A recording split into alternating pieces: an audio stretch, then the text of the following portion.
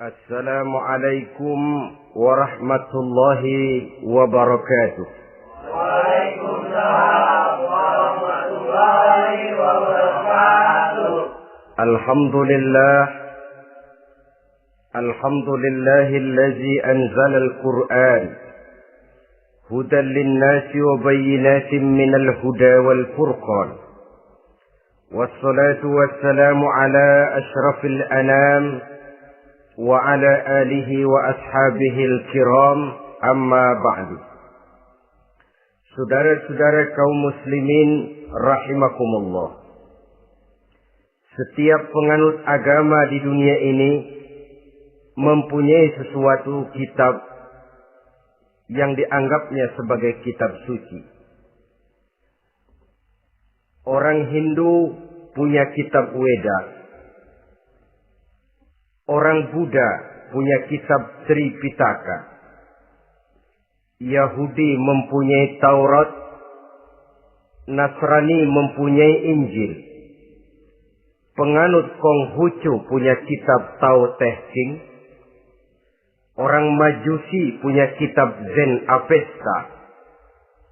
Orang Kebatinan punya kitab Serat Centani, Hidayat Jati, Darmo Gandul, atau Gatoloco. Sementara kita umat Islam oleh Allah diberikan Al-Quranul Karim. Mengapa kita yakini Quran ini sebagai kitab suci? Pertama, ia bebas dari intervensi dan investasi manusiawi. Ia sepenuhnya, baik isi maupun redaksi, adalah produk dari Allah Subhanahu wa ta'ala. Kita yakini Quran kitab suci karena sampai hari ini belum ada seorang pun yang sanggup membuat seperti itu. Suatu kitab hanya dinamakan suci kalau dia bersih dari investasi dan intervensi manusia. Al-Quran ini sejak turunnya 14 abad yang lalu telah menantang. Wa in kuntum fi raibim mimma nazzalna ala abdina fa'tu bi suratin min misli. Apabila kamu ragu-ragu terhadap kebenaran Quran yang kami turunkan kepada hamba kami Muhammad, atau kamu menyangka Quran itu cuma bikinan Muhammad saja, cobalah kamu buat satu surah saja semacam Al-Quran. Apabila kamu tidak mampu melakukannya seorang diri, wada'u syuhada'akum, ajak seluruh teman-temanmu. Sejak tantangan ini turun 14 abad yang lalu, sampai hari ini, tidak seorang pun yang sanggup membuat satu surah saja semacam Al-Quranul Karim. Barangkali belum pernah ada yang coba-coba. Sudah. Di antaranya apa yang dilakukan oleh Musailamah Al-Kadzab. Dia mencoba membuat satu surah semacam Al-Quran yang kalimatnya sudah berbentuk bait-bait syair, tapi isinya jauh panggang daripada api. Yang kedua, kita yakini Quran sebagai kitab suci karena isi dan ajarannya sesuai dengan fitrah manusia. Suatu kitab dinamakan suci kalau ajarannya sejalan dengan fitrah manusia. Misalnya, manusia secara fitrah, kalau dia laki-laki, normal nafsu kepada perempuan. Itu fitrah. Perempuan suka kepada laki-laki. Itu fitrah. Kalau ada kitab suci, tapi melarang manusia untuk kawin, kesuciannya perlu diselidiki. Quran kitab suci sejalan dengan fitrah manusia, maka ia menganjurkan manusia yang mampu untuk melangsungkan perkawinan. Contoh lain, secara fitrah manusia perlu makan. Kalau ada kitab suci yang melarang manusia puasa saja siang malam terus menerus, itu kan sama juga nyuruh orang mati. Quran sesuai dengan fitrah manusia. Maka dalam Islam puasa wisol, puasa ngableng apa itu istilahnya, puasa nyambung, Dari pagi sampai sore, sampai malam, sampai pagi lagi puasa terus. Bukan saja tidak boleh, malah haram hukumnya. Kenapa? Itu bertentangan dengan fitrah manusia. Yang ketiga, kita yakini Quran sebagai kitab suci karena isinya tidak kontroversial. Isinya tidak saling bertentangan satu sama lain. Di ayat manapun, Quran mengajarkan Allah itu Esa. Satu kali dia berkata haram, dia akan tetap berkata haram. Isinya tidak kontroversial. Sebab kalau ada kitab suci, di satu pihak mengajarkan Tuhan Esa, di lain ayat mengajarkan Tuhan 3, di lain ayat lagi mengajarkan Tuhan 4, kitab kacau namanya. Bagaimana suatu kitab bernama suci kalau isinya kontroversial satu dengan lainnya? Dari 3 kriteria inilah kita yakini Quran sebagai kitab suci. Masalah yang akan kita bicarakan pada pertemuan kita kali ini, bagaimana sikap kita terhadap Al-Quranul Karim sebagai kitab suci. Berangkat dari sebuah hadis di mana Rasulullah Sallallahu Alaihi Wasallam pernah memberikan tawaran. Beliau bersabda, "Man ja'ala al-Qur'ana amamahu qadahu ilal jannah, wa man ja'ala al-Qur'ana khalfahu saqahu ilan nar." Siapa yang menjadikan Quran sebagai imam, maka Quran akan membimbing dia ke dalam surga. Tetapi siapa yang menjadikan Quran sebagai makmum, maka Quran akan mendorong dia ke dalam neraka. Pilihan terserah kita. Siapa yang menjadikan Quran sebagai imam, ditempatkannya Al-Quran di depan, dia ikuti petunjuk dan ajaran Al-Quran, maka Quran akan membimbing dia ke surga. Surga dunia, lebih-lebih lagi surga akhirat. Tetapi sebaliknya, siapa yang menempatkan Quran di belakangnya, dia belakangi Al-Quran, dia belakangi perintah dan ajaran-ajaran Al-Quran, dia perturutkan hawa nafsunya dalam kehidupan ini, maka Quran akan mendorong dia ke dalam neraka. Ya, neraka dunia, lebih-lebih lagi neraka akhirat. Pilihan terserah kita. Saya mau tanya, kira-kira Quran dalam hidup kita jadi imam apa jadi makmum? Imam apa makmum?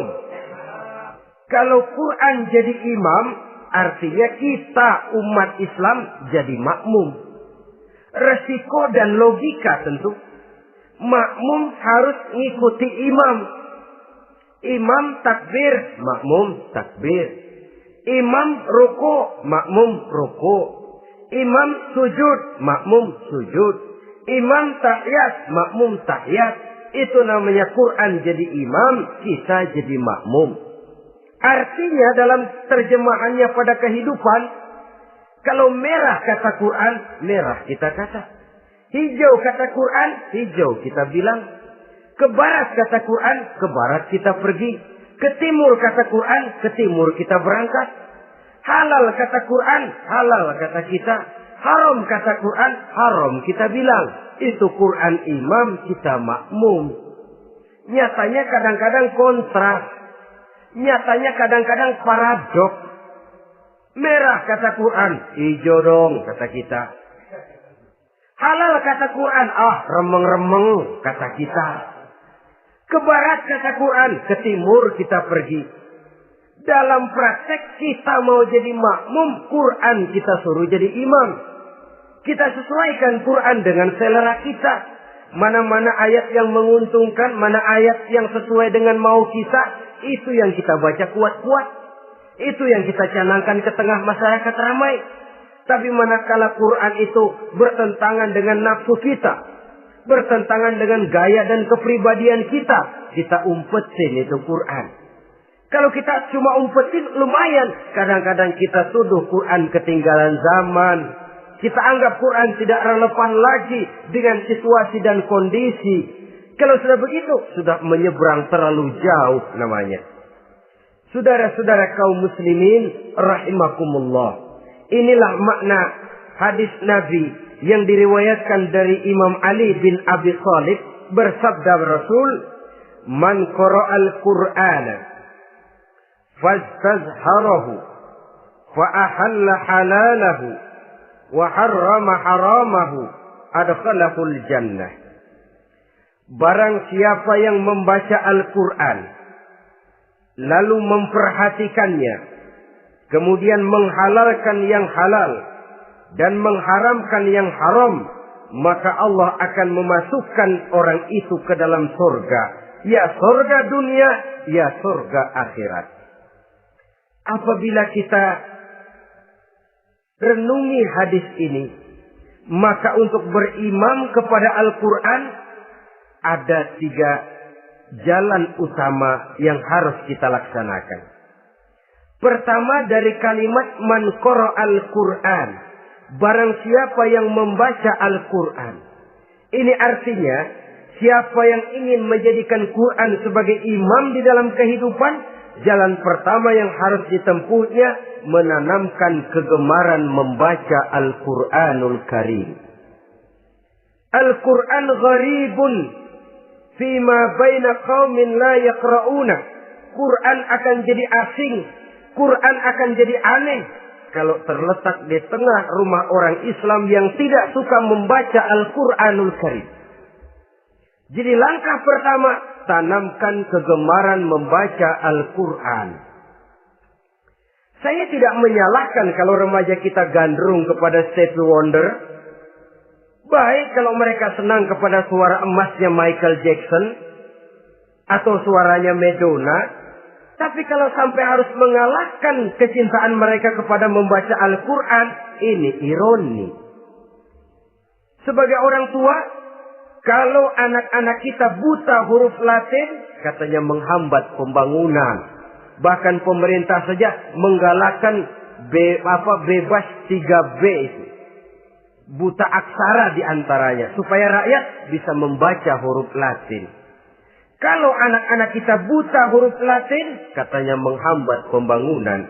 Bagaimana kalau anak-anak kita buta huruf Quran? Jelas saja menghambat proses kesadaran dan kebangkitan dari dunia Islam itu sendiri. Satu contoh ringan. Dulu sebelum pembangunan merata, listrik belum lagi masuk desa, kampung gelap, rumah pakai lampu minyak. Kalau kita masuk kampung, terasa banyak orang Islam. Kenapa? Di rumah sebelah sana kita dengar anak muda sedang latihan baca rawi. Sebelah sini ibu-ibu sedang selawatan. Di rumah sana remaja sedang baca Quran. Pembangunan maju, listrik masuk desa. Alhamdulillah. Tapi apa yang kemudian terjadi? Proses pergeseran nilai. Setelah listrik masuk desa, radio main kenceng-kencengan. Televisi main gede-gedean. Baca Quran sudah barang aneh, langka. Tengoklah sekarang kalau kita masuk kampung, ada yang remaja sedang baca Quran. Rasanya kok aneh, nggak umum. Sesuatu yang baik malah menjadi nilai-nilai keanehan. Saudara-saudara kaum muslimin rahimakumullah, tanamkan kegemaran membaca. Dalam satu hadis Nabi pesan, nawiru buyutakum bitilawatil Quran. Sinari rumah tanggamu dengan bacaan Quran. Sebab listrik ini cuma bisa menerangi gelap, tapi tidak akan sanggup menerangi hati manusia. Quran produk Allah dibaca dalam segala keadaan, tepat dan pantas. Lihat saja, orang sedih baca Quran, terhibur. Orang gembira baca Quran, tidak lupa diri. Di rumah mewah ada yang baca Quran, bagus. Di gubuk reot di pinggir kali ada yang baca Quran, cocok. Orang kawin dibacakan Quran, bagus. Orang mati dibacakan Quran, tidak jelek. Dalam segala keadaan, in all season, bahasa kerennya, dia pantas dibaca. Saudara-saudara, bahkan orang sakit gigi pun kalau dengar baca Quran, tidak marah. Coba lihat. Dia senang benar lagu Michael Jackson, tapi giliran sakit gigi, coba setelin lagu Michael Jackson. Kalau nggak mencah-mencah, kamu gila apa nggak tahu saya lagi sakit gigi? Tapi coba bacakan Quran, dia pasti tidak marah. Begitu besar daya pengaruhnya. Bahkan Abu Jahal sama Abu Lahab pernah rapat. Kata Abu Jahal sama Abu Lahab, Mas Lahab, gini loh Mas. Kenapa? Ini saya pikir-pikir salah satu yang menyebabkan kenapa saudara kita banyak ikut ajaran Muhammad. Mereka kalau sudah dengar bacaan Quran terpesona. Jadi kita blokir saja. Caranya gimana? Kasih pengumuman kepada Quraisy, jangan sekali-kali mau dengerin Muhammad baca Quran. Kamu juga jangan. Dan kamu, saya pun begitu. Mari kita janji, tidak mau dengar bacaan Quran. Salaman. Pulang ke rumah masing-masing. Dapat 1 hari tahan, 2 hari bertahan, 3 hari, seminggu ke atas. Abu Jahal mulai ada semacam rindu. Kangen pengen dengar ayat Quran. Karena secara pribadi dia mengakui keindahan gaya bahasanya jauh lebih tinggi dari kemampuan penyair Quraisy. Isi ajarannya sangat dalam dan menyentuh segi-segi kehidupan manusia. Nggak tahan Abu Jahal kayak dikit-dikit hatinya. Keluar rumah mindik-mindik, umpet-ngumpet. Ngempet di rumah Nabi. Pengen dengar Nabi baca Quran. Rupanya Abu Lahab sama. Pikir Abu Jahal, Abu Lahab nggak bakalan keluar. Abu Lahab berpikir, Jahal pasti di rumah. Dua-duanya bareng berangkat ke rumah Nabi. Cuma yang satu dari sebelah barat, yang satu dari sebelah timur. Ngempet, ketemu di sudut, sama-sama kaget. Jahal, loh kamu Lahab? Iya, kamu ngapain? Lah kamu ngapain? Akhirnya sama-sama malu. Sama-sama tidak bisa menahan diri. Akhirnya sama-sama ngakuin. Bagaimanapun kita harus akui bahwa Al-Quran ini mengandung daya pesona yang sangat luar biasa. Itu dari segi bacaan. Belum lagi dari segi ajaran. Belum lagi dari segi isi. Tanamkan kegemaran membaca Al-Quran. Sampai-sampai Nabi katakan, Innal ladzi laisa fi jawfihi syai'un minal Quran kal baitil kharib. Orang yang dari tenggorokannya belum pernah keluar ayat Quran barang sepotong pun, belum pernah ngaji barang seayat pun, itu orang kata Nabi kal baitil kharib, kayak rumah kosong. Rumah kan kalau kosong biar bagus, mewah, besar, perabotannya lengkap. Kalau kosong angker. Setan kuntilanak memedi, betah benar di situ. Saudara-saudara kaum muslimin rahimakumullah. Dalam satu percontohan Nabi mengatakan begini. Masalul mu'minil ladzi yaqra'ul Qur'an kamasalil utrujah. Rihuha thayyibun wa ta'muha thayyibun. Orang mukmin yang suka membaca Quran adalah ibarat buah utrujah. Baunya wangi, rasanya lezat. Kira-kira kalau di negeri kita buah apa utrujah ini? Semacam jeruk yang manis lah. Sudah baunya wangi, rasanya enak. Itu buah itu. Orang mukmin yang suka baca Quran kayak buah itu. Baunya wangi, rasanya enak. Artinya syiarnya hidup, isinya memang orang mukmin. Sebaliknya, wa masalul mu'minil ladzi la yaqra'ul Qur'an kamasalit tamrah la riha laha wa ta'muha hulwun. Orang mukmin yang tidak suka baca Quran kayak korma. Rasanya emang manis, cuman kagak ada baunya. Artinya apa? Siarnya kurang. Kalau orang belum tapi kenal kan kagak mau makan kurma. Kenapa? Nggak ada baunya. Daya tariknya kurang. Walaupun rasanya enak.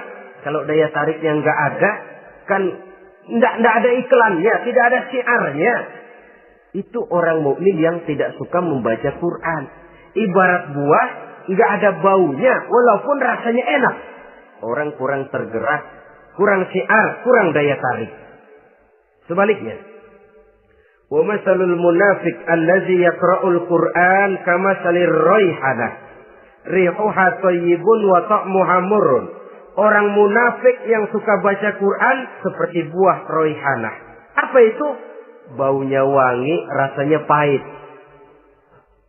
Orang munafik baca Quran kayak buah itu. Baunya sih enak, cuman rasanya pahit. Ya munafik baca Quran. Syiarnya sih lumayan, daya tariknya hebat, isinya munafik. Nah, paling jelek orang munafik yang gak suka baca Quran. Wa masalul munafiqil ladzi la yaqra'ul Qur'an kamasalil hanzalah laisa laha rihun wa ta'muha murrun. Orang munafik yang tidak suka baca Quran seperti buah hanzalah, sudah enggak ada baunya, rasanya pahit lagi. Kalau buah pacek kali. Udah baunya kagak ada, kalau dimakan bikin orang celeng.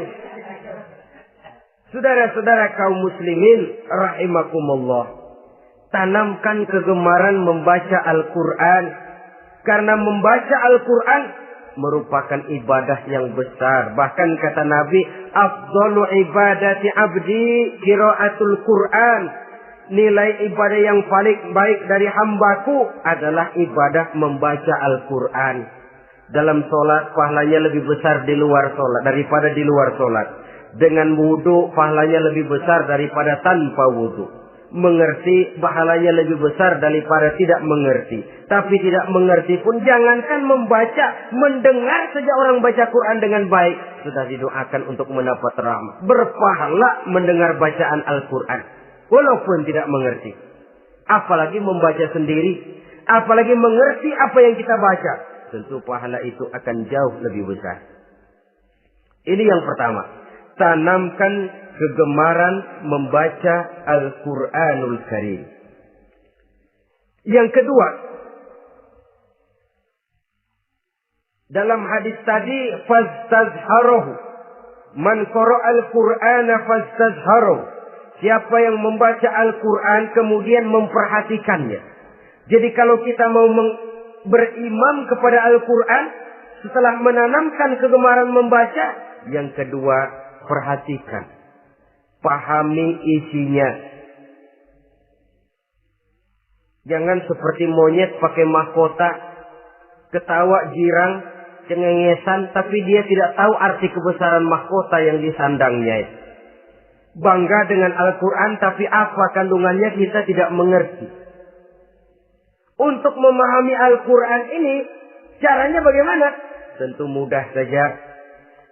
Seperti contoh, kalau kita ingin mengerti caranya bikin tahu, jangan bertanya kepada montir mobil.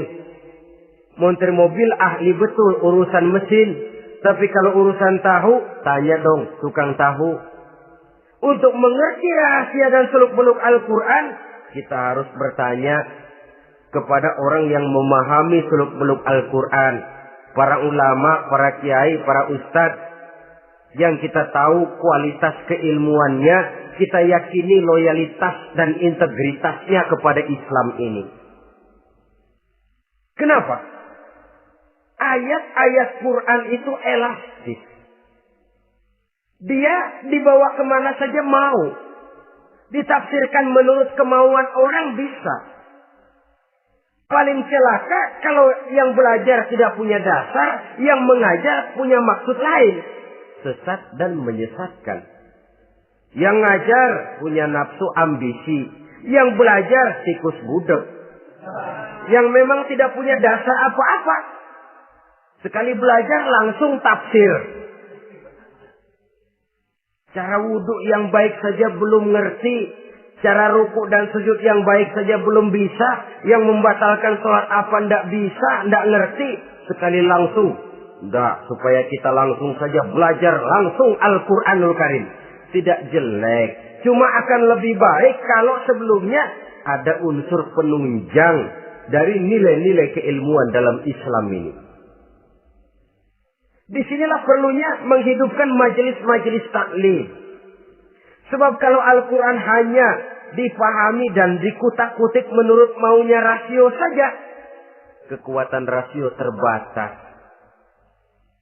Saya akan khawatir nantinya akan timbul pendapat-pendapat di mana Al-Quran disesuaikan dengan otak. Bukan otak ngikuti Quran, tapi Quran disuruh ngikuti otak. Contoh yang dekat saja. Kalau saudara ngukur kayu pakai meteran, itu kira-kira meteran ikut kayu, apa kayu ikut meteran? Ayo, kira-kira kayu ikut meteran, apa meteran ikut kayu?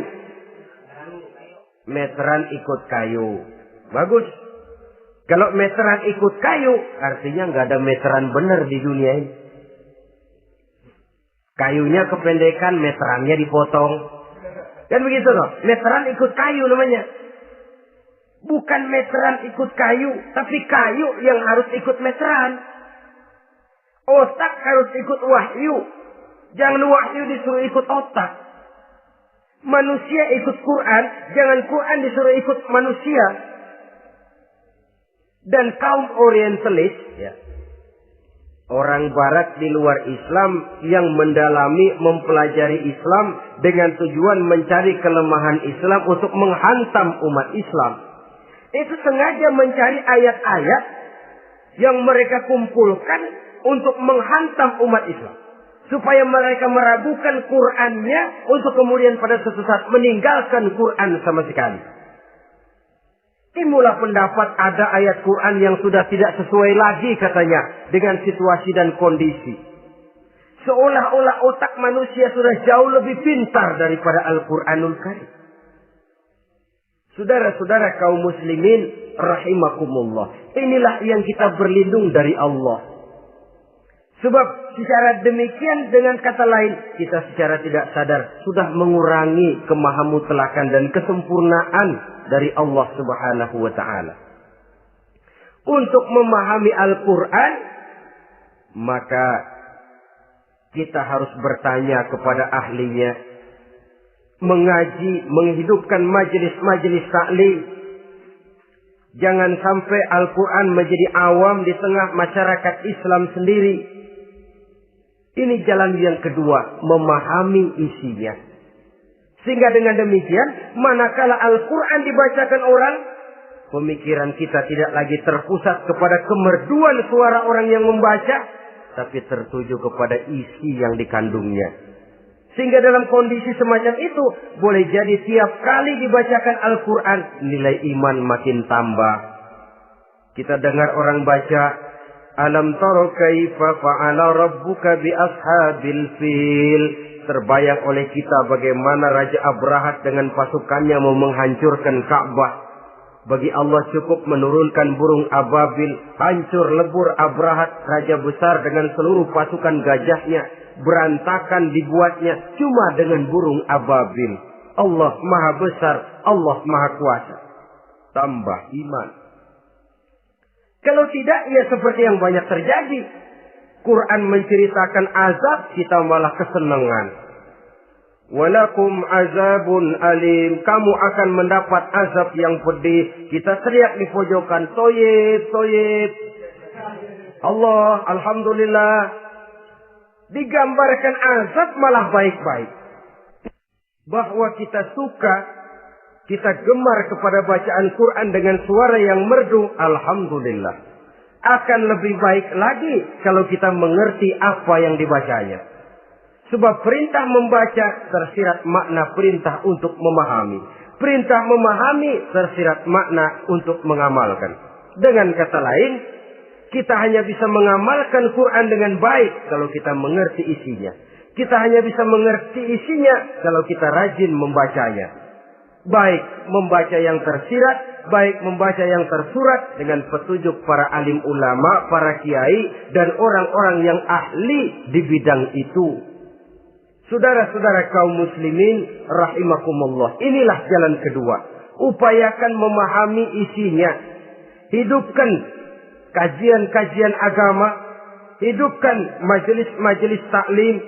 Jangan sampai Al-Quran asing di hati kita sendiri. Jangan sampai kita awam terhadap makna kandungan dan ajaran Al-Quran.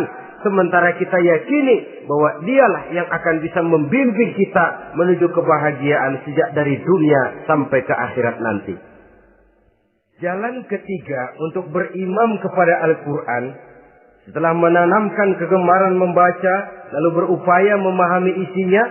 Yang ketiga adalah mengamalkannya dalam kehidupan sesuai dengan kemampuan yang kita miliki.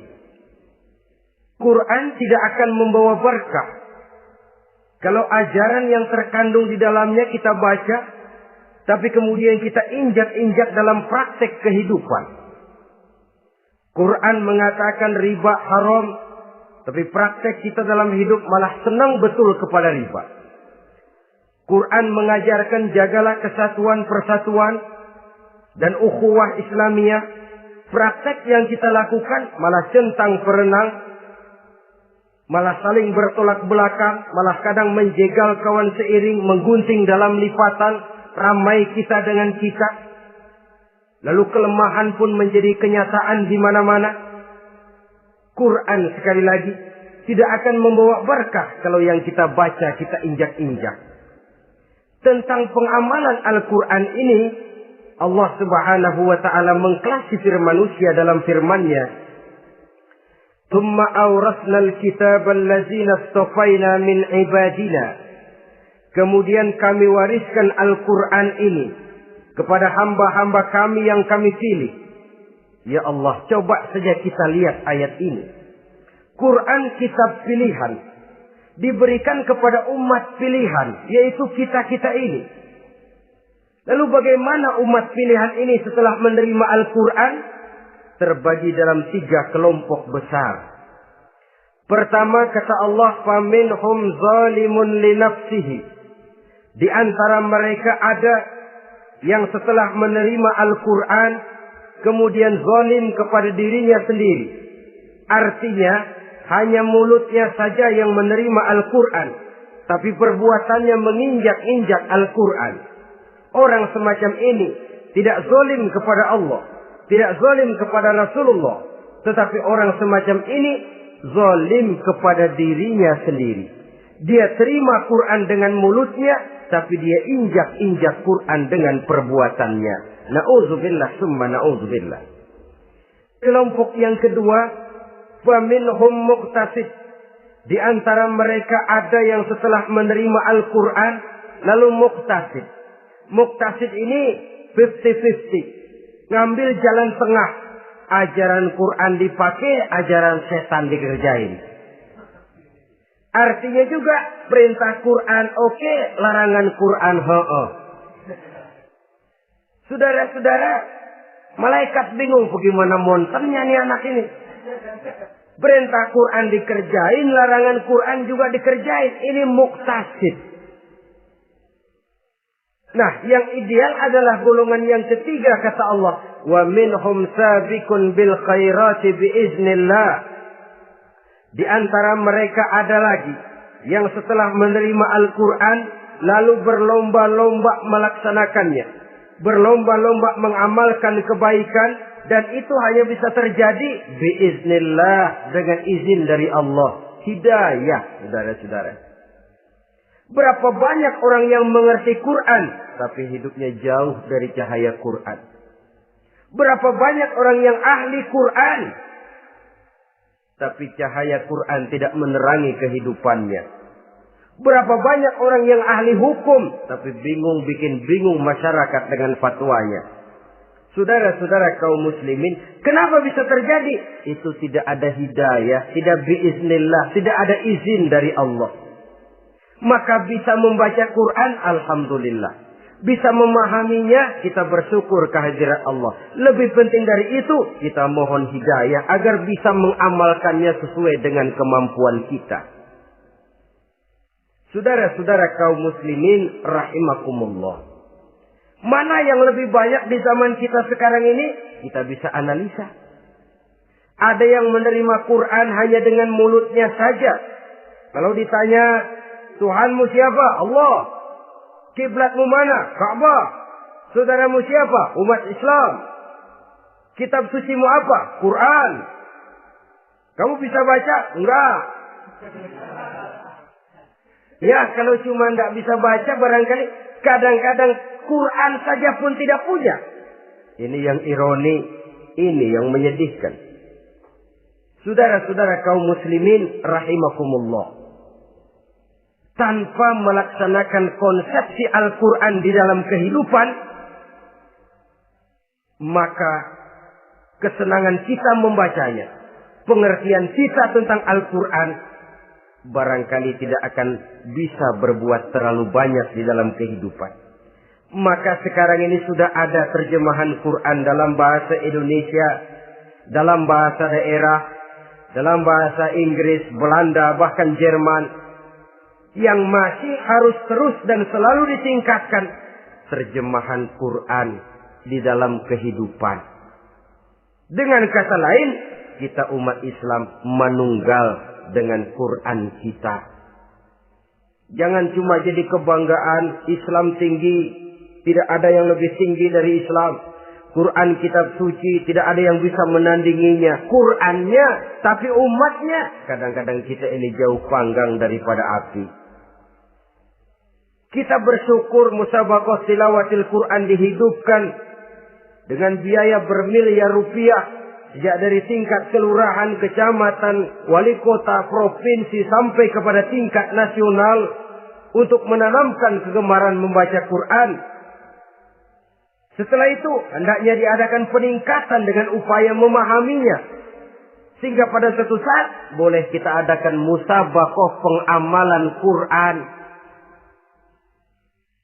Hadiahnya sudah langsung dari Allah sendiri. Ini yang kita perlu berlomba. Berlomba mengamalkan ajaran Quran. Sabiqun bil khairat. Berlomba mengamalkan ajaran-ajaran Al-Quranul Karim. Nah, oleh karena Al-Quran ini dalam bentuknya yang umum kadang-kadang hanya menjelaskan satu persoalan secara global, kita memerlukan tuntunan sunnah dari Rasulullah Sallallahu Alaihi Wasallam. Umpamanya, Quran hanya mengajarkan aqimis sholat, dirikan sholat. Caranya bagaimana? Tidak ada cara sholat dalam Quran. Dari mana kita tahu cara sholat? Dari sunnah. Itu sebabnya selain Al-Quran sebagai sumber utama, kita memerlukan sunnah. Bahwa sholat pakai takbiratul ihram di Quran tidak ada. Bahwa sholat pakai tahiyat dalam Quran tidak ada. Jadi kalau orang cuma Quran saja, tidak ada sunnah itu, ya bagaimana kita bisa sholat? Quran cuma mengatakan wa atimul hajja wal umrata lillah, laksanakan haji dan umrah karena Allah. Bagaimana manasik haji? Bagaimana cara sa'i? Bagaimana cara wukuf? Bagaimana cara melontar? Tidak ada dalam Quran. Yang memuat itu tidak lain sunnah. Untuk memahami Quran dan sunnah ini, kita memerlukan orang yang menguasai Quran dan sunnah. Oleh karena itu, kita perlu petunjuk kepada para ulama. Itu sebabnya Quran sendiri mengatakan, wa in tanaza'tum fi syai'in farudduhu ila Allahi wa rasulih. Apabila kamu berbeda pendapat tentang suatu persoalan, kembalikan kepada Allah dan Rasulnya. Kembalikan kepada Allah, artinya kembalikan kepada Quran. Kembalikan kepada Rasul, maksudnya kembalikan kepada sunnah. Siapa yang mengerti Quran dan sunnah? Para ulama yang kualitas ilmunya kita yakini, loyalitas dan kredibilitas serta integritas keislamannya bisa menjadi panutan. Saudara-saudara kaum muslimin rahimakumullah. Dengan demikian, kalau orang berkata, langsung saja memahami Quran. Sekarang kan sudah banyak terjemahannya. Tidak usah lewat ulama-ulamaan. Saya tidak mencela, cuma agak mengkhawatirkan. Kalau dia memahami Quran cuma sekedar lewat terjemahannya saja, sangat mungkin jadi dia bisa salah paham. Kita memerlukan bantuan sunnah. Kita memerlukan petunjuk para ulama yang menguasai di bidang itu. Kembalikan kepada Quran dan sunnah. Artinya bertanya kepada orang yang memahami Quran dan sunnah. Loh, dengan begitu kan akan terjadi perbedaan pendapat. Perbedaan pendapat sesuatu yang halal sepanjang tidak menyebabkan kita berpecah belah. Halal berbeda pendapat. Asal diletakkan pada proporsinya. Apalagi kalau perbedaan pendapat itu cuma masalah teknis, bukan masalah prinsip. Kenapa tidak pulang saja kepada tuntunan Quran? Lana a'maluna walakum a'malukum. Kami akan mengamalkan amalan yang kami yakini benarnya. Saudara persilahkan mengamalkan amalan yang saudara yakini benarnya. Sama-sama punya alasan, sama-sama punya dalil. Tidak usah saling menyalahkan. Tidak usah saling mengklaim, merasa yang paling benar, orang lain salah semua. Kemukakan argumen, jangan sentimen. Harus dengan semangat mencari kebenaran, bukan untuk mencapai kemenangan. Kalau sentimen lebih penting dari argumen. Kalau kemenangan lebih diutamakan dari mencari kebenaran. Yang berlaku kadang-kadang gengsi. Kalau sudah gengsi, yang bicara emosi. Kalau sudah emosi, istilah kita di kampung, ngambek. Gedean ilmunya sama ambeknya. Kadang-kadang, saya kalau nggak jadi imam, nggak mau sembahyang di situ. Kalau nggak jadi imam, orang lain dianggapnya kagak sah sembayangnya. Pokoknya kalau nggak ngaji sama saya, Islamnya kurang benar. Mengklaim. Perbedaan pendapat wajar, halal, asal tidak menyebabkan kita berpecah belah. Dan sewajarnya kita lebih berusaha mencari titik pertemuan, memperbesar persamaan, dan bukan mengutak-utik perbedaan. Kadang-kadang inilah penyakit kita nih. Satu kunut, satu tidak sembahyang subuhnya. Bisa RT. Satu usoli, satu tidak. Bisa RW. Satu azan sekali Jumatan, satu dua kali. Bikin masjid lagi. Kenapa bukan persamaannya yang dicari? Kenapa justru perbedaannya yang diperbesar? Yang masalah macam ini sampai kiamat tidak pernah selesai. Kan lebih baik kalau kita ditanya orang, Pak, sholat subuh itu pakai kunut apa tidak sih? Kalau saya pakai. Kalau yang tidak pakai kunut bagaimana Pak? Betul, kata yang tidak pakai. Jadi yang pakai kunut betul. Betul, karena saya pakai kunut. Yang tidak juga betul. Betul, kata yang tidak pakai. Kalau yang kunut betul, yang tidak kunut betul. Lalu yang salah yang mana Pak? Yang salah yang subuh nggak sembahyang. Lebih objektif, proyek garapannya ada, umat tidak berpecah belah. Ini yang konyol, kadang-kadang khutbah Jumat pakai membongkar khilafiyah, menghantam tahlil, menghantam kunut. Selesai sembahyang Jumat, apa yang terjadi? Umat resah, masyarakat gelisah, polemik timbul, masalah tidak terselesaikan. Orang jadi khotib itu raja dalam mimbar Jumat, siapa yang mau bantah dia? Kalau memang mau buka itu persoalan khilafiyah, buka dalam forum khusus. Adakan pengajian, jelaskan masalahnya secara luas, mendasar. Jangan mengklaim dan memponis. Berikan kebebasan kepada umat untuk menilai masalahnya selesai. Yang tidak puas bisa bertanya. Saudara-saudara, sudah lewat masanya kita meributkan soal itu. Sudah datang waktunya di mana kita lebih mementingkan dan membicarakan masalah-masalah yang lebih mendesak dihadapi oleh umat. Kemiskinan misalnya, kebodohan misalnya, keterbelakangan umpamanya, peluang untuk mendapatkan pendidikan yang layak bagi anak-anak kita yang berotak cerdas tapi tidak punya kemampuan ekonomi umpamanya. Itu akan lebih objektif ketimbang kita membicarakan masalah-masalah yang sampai kiamat tidak akan pernah selesai. Yang hanya akan menyebabkan kita menjadi lemah, persatuan koyak, solidaritas sosial lalu menurun, saling curiga menjadi tumbuh karenanya, dan pada akhirnya kita tidak akan pernah bisa berbuat banyak.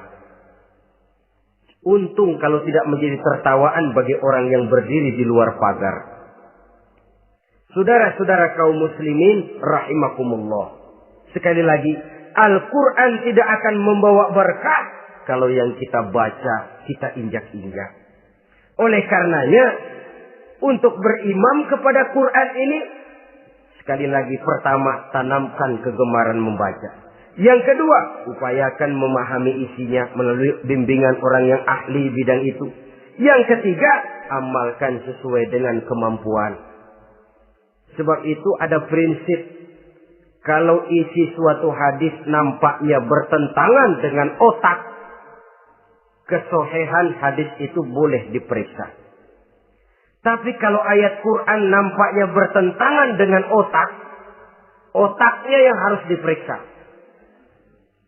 Jangan Qur'annya lalu disesuaikan dengan otak. Sebab kalau kita sudah berani berteori, ada ayat Quran yang tidak sesuai dengan keadaan. Ayat yang mana? Yang ini. Tahun depan tambah lagi. Tahun depan tambah lagi. Makin lama makin habis Al-Quran itu. Yang perlu diperbarui cara kita memahami Quran. Bukan dengan mengemukakan teori ayat Quran kehilangan relevansi. Cara kita memahami barangkali yang kurang relevan. Dalam situasi, dalam konteksnya dengan situasi dan kondisi. Jangan lupa, Al-Quran ini kan untuk semua umur. Dia bisa dipahami secara filosofis, dia bisa dipahami dengan kacamata orang awam. Tingkat kemampuan berpikir orang tidak semuanya sama. Kalau semua orang kita mau ajak berfilsafat, merenung dalam-dalam, menerawang tinggi-tinggi, ialah buat mereka yang terjangkau oleh perguruan tinggi. Tapi buat saudara-saudara kita, pedagang-pedagang kecil, petani di desa-desa terpencil, remaja-remaja yang jauh dari sentuhan teknologi canggih, sanggupkah mereka berpikir filosofis? Sementara mereka merupakan bagian terbesar dari kondisi umat ini. Saudara-saudara kaum muslimin, oleh karenanya ditentang membaca, memahami dan mengamalkan, Rasulullah Sallallahu Alaihi Wasallam pernah memberikan sugesti. Beliau bersabda, "In aradtum aisas su'ada," apabila kamu menginginkan kehidupan yang bahagia, hidup seperti hidupnya orang-orang yang bahagia, dan tentu ini keinginan kita semua. Wa mautas syuhada, dan menginginkan mati sebagai matinya para syuhada, para pahlawan pembela agama, orang yang mati syahid. Wah, ini sudah tidak duanya ini. Hidup mulia, mati syahid. Dapat dua-duanya. Wan najata yaumal hasri, dan ingin mendapat keselamatan pada hari hasyar, hari pengumpulan manusia di padang mahsyar. Wa zilla yaumal harri, dan mendapat perlindungan dari Allah pada hari yang sangat panas. Wal huda minadh dhalalah, dan mendapat petunjuk dari kesesatan. Nah, ini keinginan semua orang. Kan yang kita cari apa sih? Hidup bahagia. Biar ndak kaya asal bahagia, sudah enak. Lalu apa lagi? Matinya sebagai syahid. Kemudian di hari pengumpulan nanti mendapat keselamatan. Lalu pada saat orang lain kepanasan kita mendapat perlindungan. Kemudian orang lain kebingungan kita mendapat petunjuk. Kalau ini yang diinginkan kata Nabi, resepnya fa'adimu qiraatal Quran. Maka lazimkan, biasakan olehmu membaca Quran. Tidak ada terlambat. Idealnya memang dari kecil, sebab lidah kalau sudah kaku berat. Disuruh baca innallaha laghaniyun hamid. Lidahnya berat. Innallaha lampuniyun hamid. Lampuniyun. Laghaniyun jadi lampuniyun. Lidah itu kalau sudah berat ya memang berat. Disuruh baca ya bani Israel. Lidahnya berat. Ya bini Siroil. Jadi ya bini Siroil. Saudara-saudara, idealnya memang dibiasakan dari kecil supaya lidah itu ringan. Kalau tidak ada istilah terlambat. Saya malu Pak, belajar alif-alifan udah gede. Ya jangan alif-alifan, alif beneran. Alif-alifan kapan bisa ya? Alif beneran yang dipelajari. Tidak ada istilah terlambat, tidak ada istilah malu untuk belajar Al-Quran ini.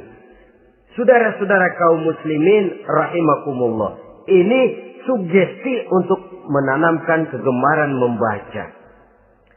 Lalu sugesti untuk memahaminya. Tentu banyak ayat, banyak hadis. Mengapa tidak di antara kamu sekelompok orang yang berangkat untuk memperdalam, memahami agama.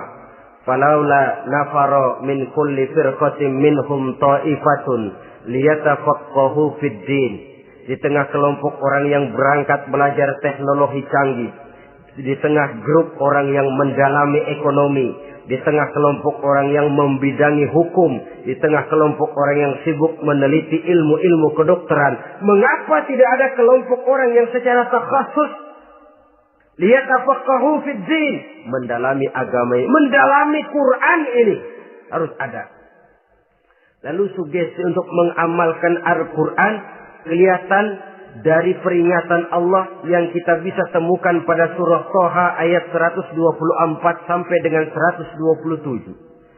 Wa man a'rada an zikri, barang siapa yang berpaling dari peringatanku, kata Allah, barang siapa yang berpaling dari Al-Quran ini, dia terima Al-Quran, dia imani Quran, tapi dia berpaling dari ajarannya, dia injak-injak apa yang seharusnya dia amalkan, dia perturutkan hawa nafsunya, maka kata Allah, fa inna lahu ma'isyatan dhanka, dia akan diberikan satu penghidupan yang sempit.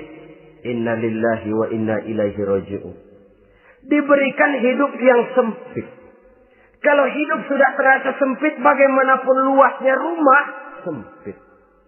Kalau hidup sudah terasa sempit, bagaimanapun banyaknya harta, sumpek. Kalau sudah hidup ini terasa sempit, bagaimanapun luasnya pergaulan, tidak ada tempat kita bertanya, melarikan persoalan, membagi rasa. Siapa yang berpaling dari Quran, dia akan diberikan penghidupan yang sempit. Bukan dagangnya tidak untung, bukan kerjanya tidak digaji, tapi kesempitan hati lebih bahaya loh dari kesempitan ekonomi. Itu di dunia.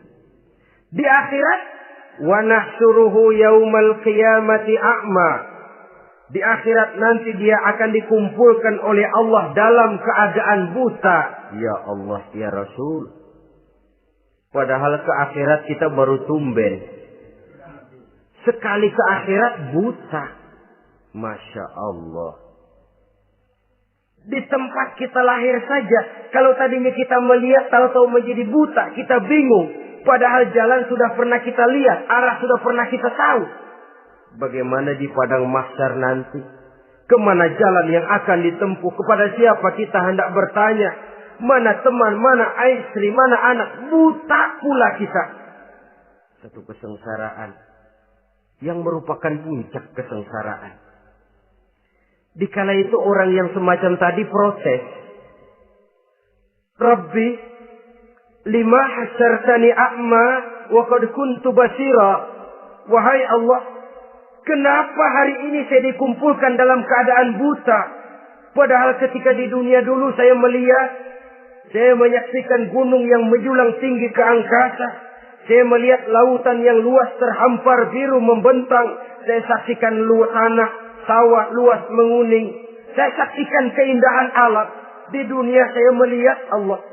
Kenapa sekarang saya dikumpulkan dalam keadaan begini? Protes dia, tidak terima dia.